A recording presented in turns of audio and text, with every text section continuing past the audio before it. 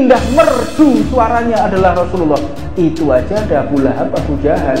Makanya kalau di dunia ini ada abu-abu yang lain ya nggak apa-apa gitu loh, paham? Saya kalau Abu Janda, berarti kalau saya itu nggak apa-apa, harus ada orang kayak begitu. Bin Ubay, kan wujudnya sekarang Abu Janda ya, Abdullah bin Ubay sekarang. Ya, tokoh munafik itu kan kudu ono. Kalau nggak ada, nggak bergerak ini dakwah ini.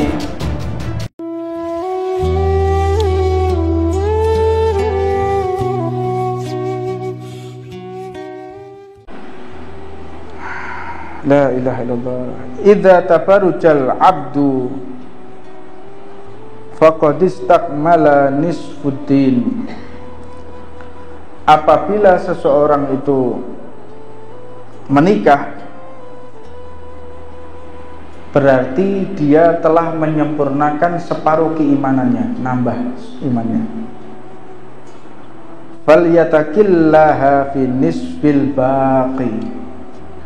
Dan kini hendaknya dia bertakwa kepada Allah tentang sisa setengahnya. Nah, kita sebelum menikah gak dua iman ya. Jangan ngaku punya iman kalau belum menikah. Nikah dulu baru tahu apa itu arti iman. Nikah setengahnya tanggungan kita. Kalau kita menikah full imannya, ya nggak terasa. Jadi enaknya dunia ya, enaknya dunia itu Allah menciptakan iblis itu enaknya dunia. Kenapa kok Allah menciptakan iblis? Kenapa Allah kok menciptakan hawa nafsu? Kenapa Allah kok menciptakan syahwat? Kenapa Allah kok menciptakan kemaksiatan? Kenapa Allah kok menciptakan musuh? Kenapa Allah kok menciptakan sesuatu yang diharamkan? Kok nggak semua halal?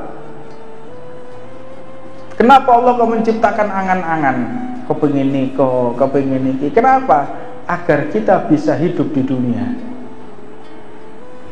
Definisinya begini, kalau kita sholat imannya penuh tanpa ada godaan, hambar. Nikmatnya ibadah kita melawan nafsu. Nikmatnya dakwah ketika ada orang yang memfitnah. Kalau seumpama kita dakwah, nggak ada orang yang memfitnah, nggak ada orang yang ganggu, lemes kita, lemes. Kita di majelis nggak ada orang yang fitnah, lemes. Nggak ada orang yang memusuhi, males kita. Begitu ada orang yang memusuhi, ada yang fitnah, semangat kita.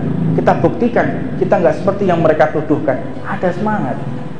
Subhanallah. Termasuk kalau kita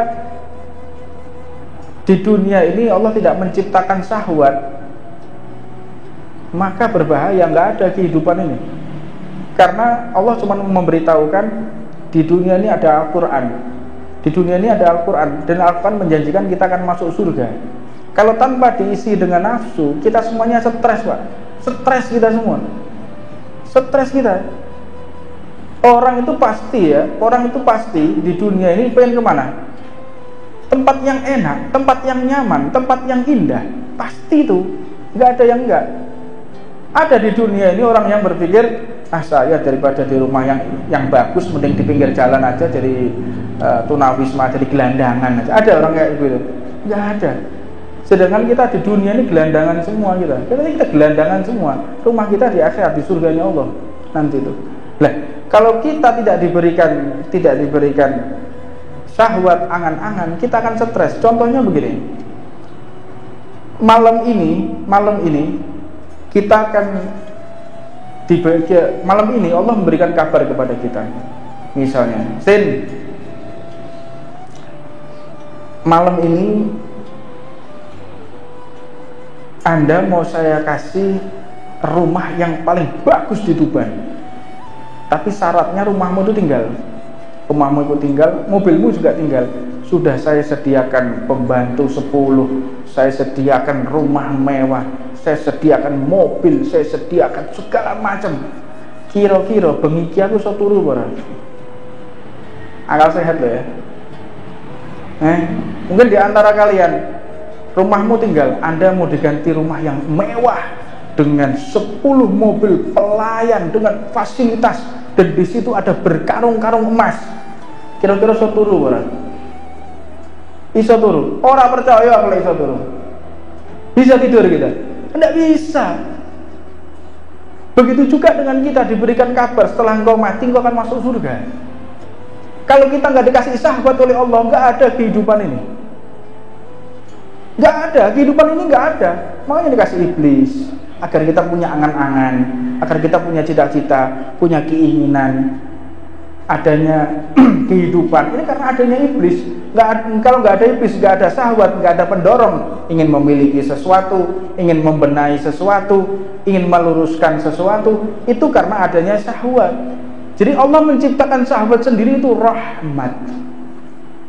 Rahmatnya Allah. Allah menciptakan iblis, rahmat itu. Anda pikir kutukan? Tidak, rahmatnya Allah iblis itu. Allah tidak menciptakan sesuatu dengan sesuatu murka, tidak, semua rahmat. Pikirlah, kalau ada orang memfitnah kita, rahmatnya Allah itu. Ada orang mencaci kita, rahmatnya Allah. Ada orang memusuhi kita, rahmatnya Allah. Jangan berpikir itu musibah, ya Allah kok ada orang memusuhi kita.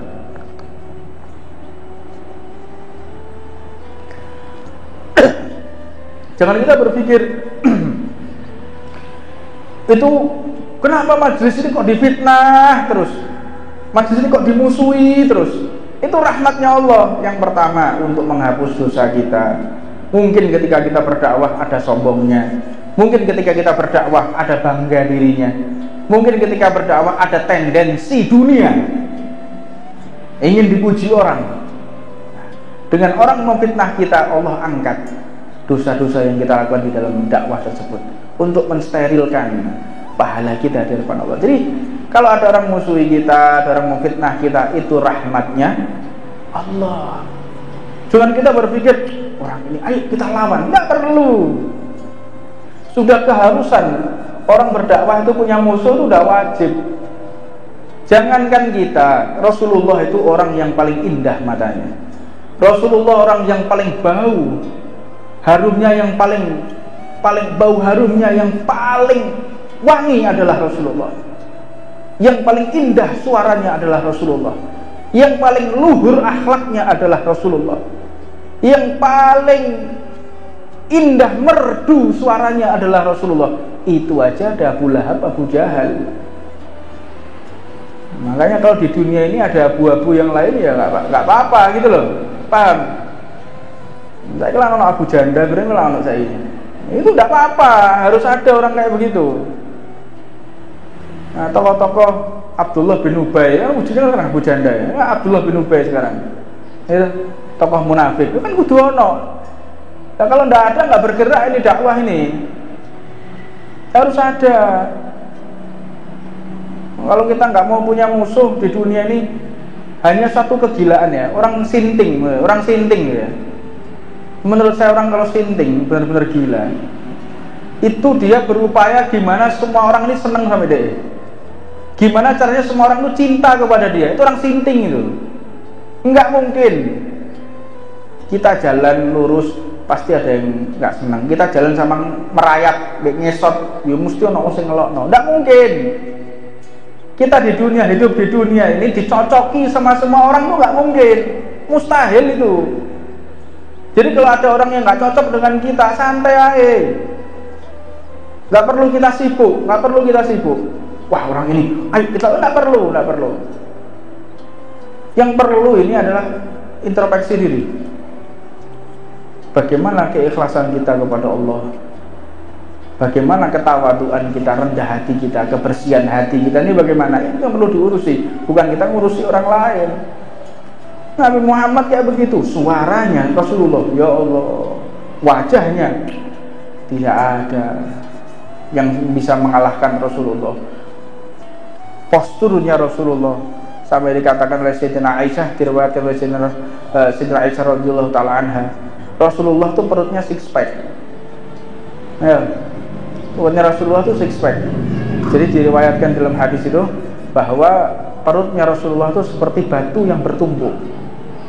Bagaimana bentuk dadanya Rasulullah, bidang dadanya, lengannya, bibirnya, indah Rasulullah. Seperti itu. Jadi segala sesuatu jika ada yang menimpa diri kita tergantung bagaimana prasangka kita kepada Allah. Jangan kita berprasangka buruk kepada apapun juga. Husnudzon. Kalau kita berprasangka baik, maka kita akan mendapatkan kebaikan. Kalau kita berprasangka buruk, maka engkau akan menikmati sesuai dengan prasangka buruk di hatimu kepada yang mentakdirkan kita, yaitu Allah Subhanahu wa taala. Rabbana atina fid dunya hasanah wa fil akhirati hasanah wa qina adzabannar wa 'allamana masyaykhuna wa 'allamana Abi Muhammad bin Ali wa Abdul wa hadratin Nabi Muhammad sallallahu alaihi wasallam. Sirul Fatihah. Bismillahirrahmanirrahim.